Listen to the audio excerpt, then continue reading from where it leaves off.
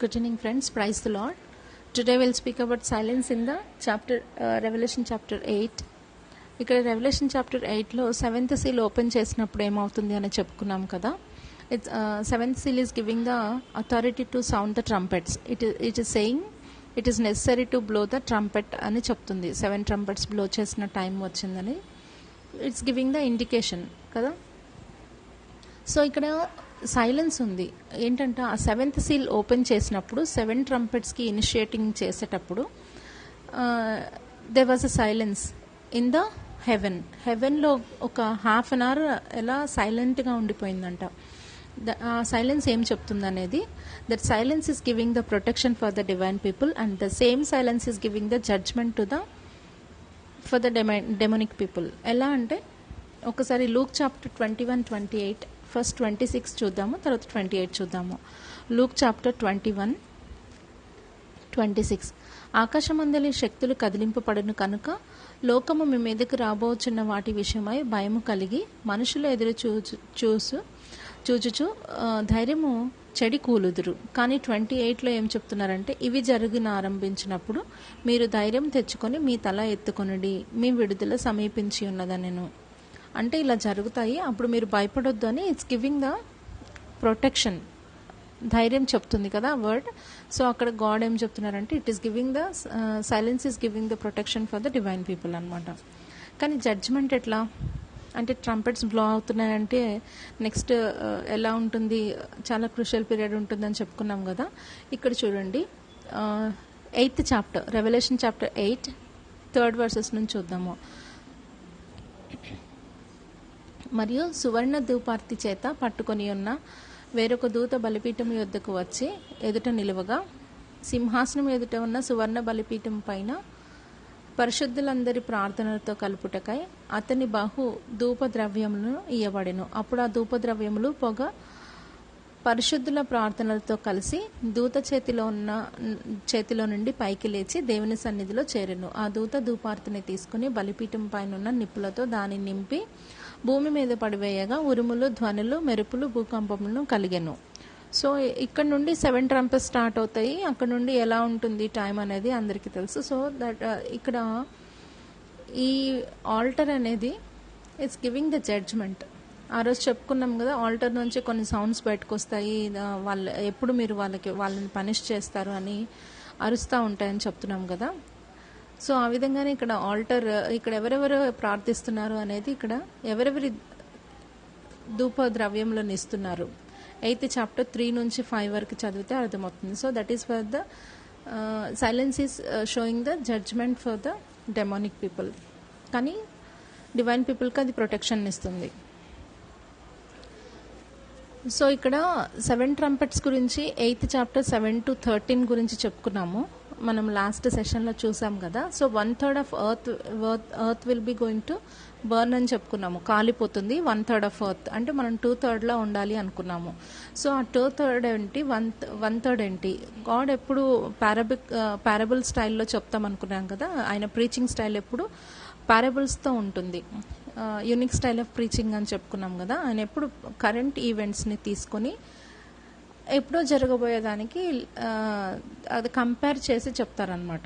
So అంటే ఇక్కడ earth 1/3 of earth will be going to burn అంటే 30% of demonic people will be going to burn in the second coming, not immediately. ఎప్పుడు 1/3 of earth కాలిపోయినప్పుడు దానిలో demonic people మొత్తం 30% చనిపోతారని కాదు. So అందరూ ఉంటారు అందులో. సో అక్కడ ఏంటంటే 1/3 ఆఫ్ ఎర్త్ కాలిపోతుంది అంటే 1/3 ఆఫ్ డెమోనిక్ పీపుల్ అంటే 30% of demonic will be destroyed ఎప్పుడు సెకండ్ కమింగ్లో. అది అక్కడ జరిగే ఇన్సిడెంట్ అయితే జరుగుతుంది.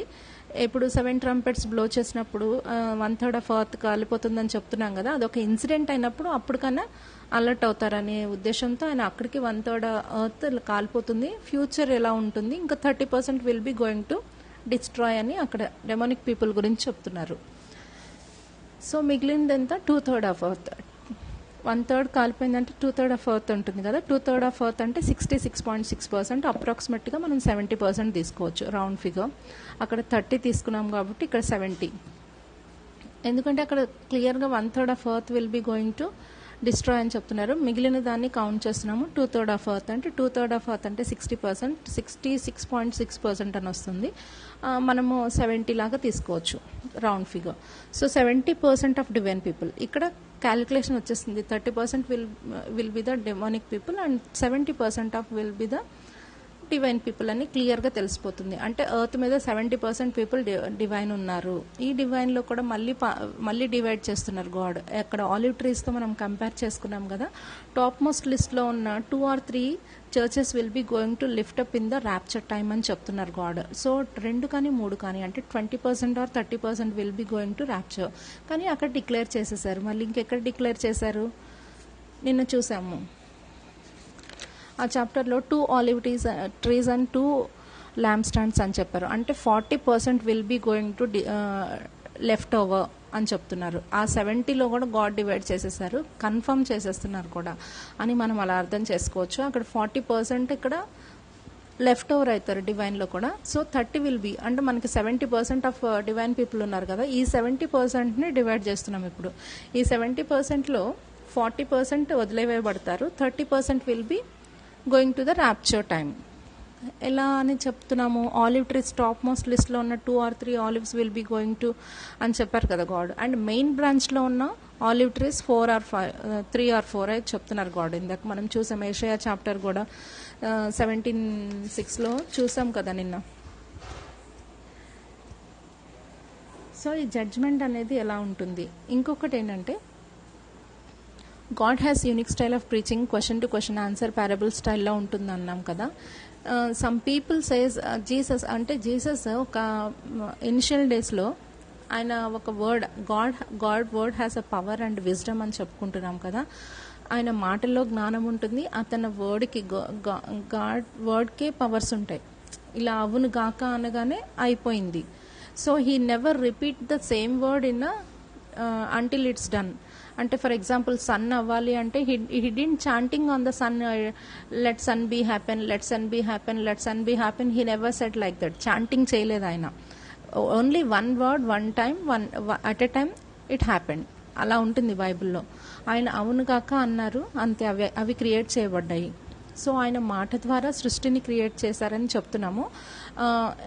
Genesis chapter starts with the beginning of the creation and ends with the Revelation chapter కదా. క్రియేషన్ మొత్తం ఎండ్ అయిపోతుంది రెవల్యూషన్ చాప్టర్లో. అలా వీళ్ళు ఎంబెడెడ్ చేశారు, ఇక్కడ ఉన్న పీపుల్ ఎంబెడెడ్ చేశారు, సిస్టమేటిక్గా ఎంబెడెడ్ చేశారు బైబిల్ని. సో బిగినింగ్ అండ్ ఎండింగ్ ఎలా ఉంటుంది అనేది మనం బైబిల్ చదివితే అర్థమవుతుంది. ఇక్కడ ఏంటంటే చాంటింగ్ అనేది చాలా dangerous. So some people are saying God కూడా ఇలా చాంటింగ్ చేసి అంటే లైక్ కొన్ని రిపీటెడ్గా, అంటే చాంటింగ్ అంటేనేమో ఇఫ్ వన్ థింగ్ ఏదైనా రిపీటెడ్గా స్పెల్ చేస్తూ until it's done we have to repeat the same word, that is chanting, that is demonic. So ఏదైనా అవ్వాలి అంటే బలంగా కోరుకుంటున్నాము, repeatedly we are saying repeatingly that same spelling, that is wrong. So God said only one time at a time it's got happen అంతే. Universe అవ్వాలి అనుకున్నారు, ఆయన అవ్వేటట్లు one వర్డ్తో ఆయన చేసేసారని ఉంటుంది. జెనసిస్ చాప్టర్ 1:3లో చూసినట్లయితే మీకు అర్థమవుతుంది. సో ఇక్కడ who will be going to in the altar, ఎవరికి జడ్జ్మెంట్ వస్తుంది అనేది I don't want to say. Revelation chapter 9:14-21 చూసినట్లయితే ఎవరెవరు ఉంటారు అందులో అనేది క్లియర్గా గాడ్ మెన్షన్ చేశారు. God always warning every person, నువ్వు ఇలా ఉన్నావా ఇలా ఉండకూడదు, ఇలా ఉన్నావా ఇలా ఉండకూడదు అని ఎవ్రీ టైమ్ హీస్ వార్నింగ్ అస్.